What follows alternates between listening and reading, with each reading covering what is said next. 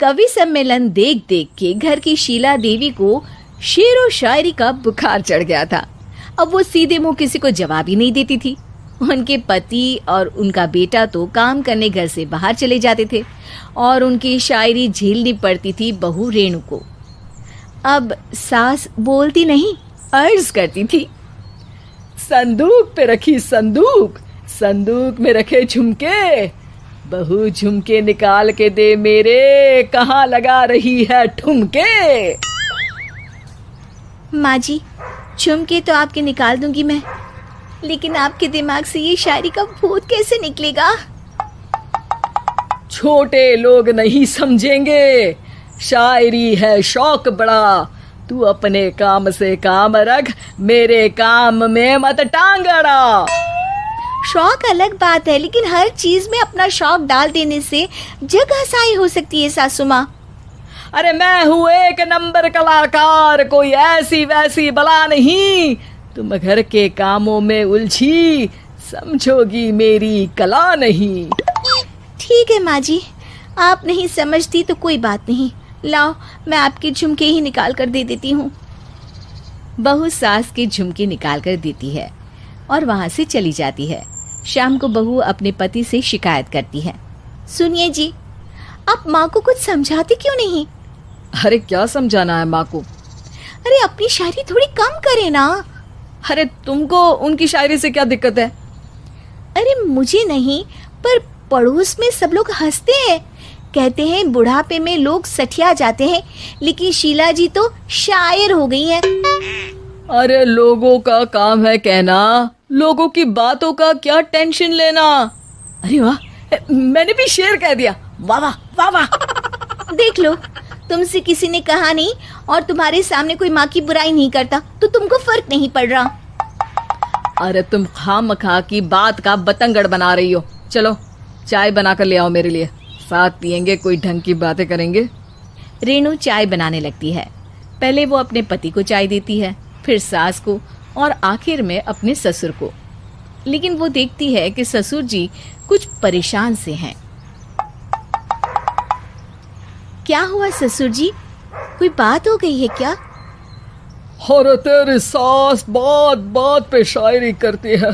कल मैंने पूछा कि खाना खाया तो तेरी सास ने क्या जवाब दिया पता है? अरे गलती की और आरोपी ने कोड़े खा लिए फटाफट, खाना तो नहीं पर पकोड़े खा लिए झटाझट। अब बता क्या जवाब दूं इस बात का?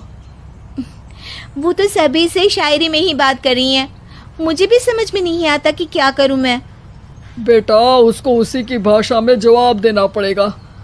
मैं तो आम बातचीत में भी उसके सामने कुछ नहीं बोल पाता, शायरी में क्या बोलूंगा भला। ससुर ने जैसे ही कहा कि उसको उसी की भाषा में जवाब देना पड़ेगा, बहू को ये बात जच गई। अगले ही दिन वो शायरी की कुछ किताबें लेकर आई और शायरी की प्रैक्टिस करने लगी ताकि सास को उन्हीं की भाषा में जवाब दे सके। उसने दिन रात एक कर दिए। एक दिन सब साथ में बैठकर टीवी देख रहे थे, तभी रेणु सबके लिए बिरयानी बनाकर लाती है, लेकिन सास को बिरयानी भाती नहीं। कौवा करता काऊ काऊ, चिड़िया बोलती ची ची, इतना खराब बिरयानी बनाई है कि मुंह से निकले छी छी। बस इसी मौके का तो बहू को इंतजार था, क्योंकि अब बहू सास को उसी की भाषा में जवाब देने के लिए तैयार थी। माँ जी, हमको अपनी ये बेकार शायरी ना सुनाइए, जैसी भी बनी है बिरयानी चुपचाप खाइए। ससुर जी और रेणु के पति ने रेणु का जवाब सुनते ही जोर से ताली बजाई और सास ने जब रेणु का शायराना जवाब सुना तो उनके गले में बिरयानी अटक गई। बहू ने एक और शायरी का तीर छोड़ा। शायरी में बहू के सामने सास हो जाएगी ढेर, क्योंकि सास मारेंगी एक शेर तो बहू मारेगी 1.25 शेर। सास को छोड़ के सब वाह वाह करने लगते हैं। आज पहली बार सास को नहले पे दहला मिला था और रेणु ने सास का मुंह चुप करा दिया था। अगले दिन रेणु का पति उससे कहता है, अरे वाह, तुमने तो माँ की बोलती बंद कर दी, मजा आ गया। अब मेरे लिए कुछ बना दो, खाकर मैं काम पर चला जाऊं। शायरी ही है मेरा जीवन, वही करूँगी जी भर के। नौकरानी रख लो कोई, काम नहीं करूँगी मैं घर के। अरे तुम क्या माँ जैसी हरकतें करने लगी, सीधे सीधे बात करो ना। हो गई कल शायरी, रोज थोड़ी ना करोगी।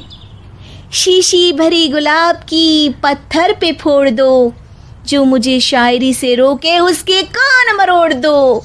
पति घबराकर वहां से चला जाता है और बाहर उसके पिताजी के पास जाकर बैठ जाता है। दोनों अपनी बीवियों की शायरी से परेशान है। ससुर को पछतावा होता है कि क्यों उसने बहू को सास की भाषा में ही जवाब देने का आइडिया दिया। अब तो घर में दो दो शायर हैं। दोनों एक साथ दुखी स्वर में कहते हैं, हम दोनों की ही बीवियां जब से शायर हो गई है, क्या बताएं, जिंदगी एक फटा हुआ टायर हो गई है।